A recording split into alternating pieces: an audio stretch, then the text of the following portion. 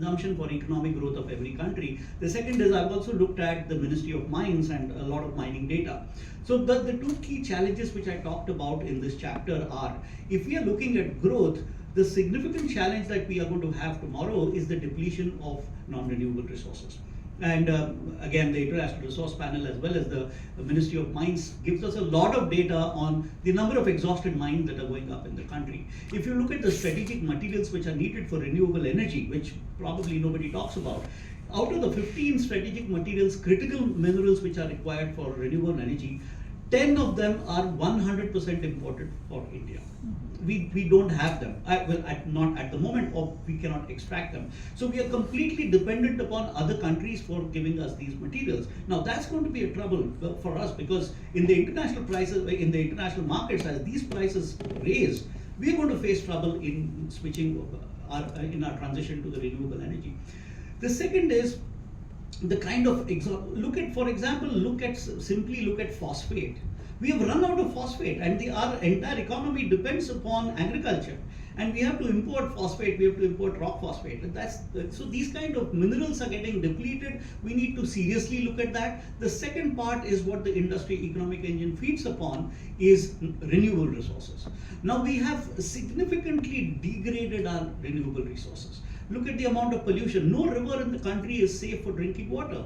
The air is very toxic, like we keep reading, the kind of greenhouse gas emissions which are happening. The soil is getting polluted with over-fertilization and pesticide approach. So we are killing the biodiversity which is actually giving us the nutrition in the soil. And today, the microbiota is the biggest loser in India. So I've talked about the degradation that has happened to these renewable resources, but more importantly about land degradation. If you look at the latest 2021 report that SAC, Space Application Center, ISRO, has come up with, they published the Atlas of Land Degradation. India has about 380 million hectares of land, of which 92 million hectares of land are in degraded condition. And degraded condition means that it lacks the photosynthetic capacity. Now we are in the tropical climate. We have to have flora. Flora is at the essence of that.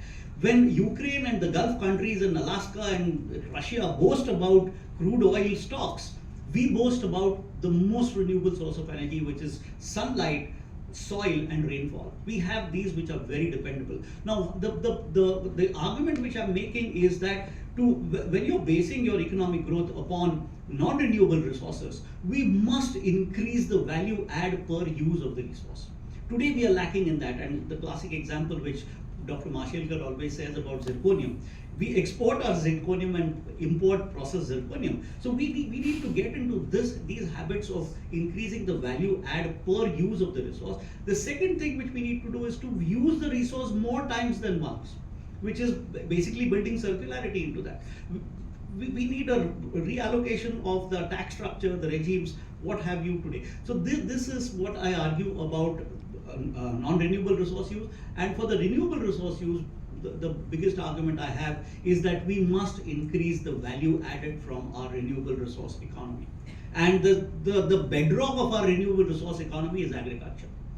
Right? And the poorest people in the country are the ones who are in the agricultural sector. So there we have a significant potential, not just to raise our economic growth, but also to alleviate poverty in that. And I have made a couple of suggestions in that. Thank you so much. Very good. Thank you to the authors.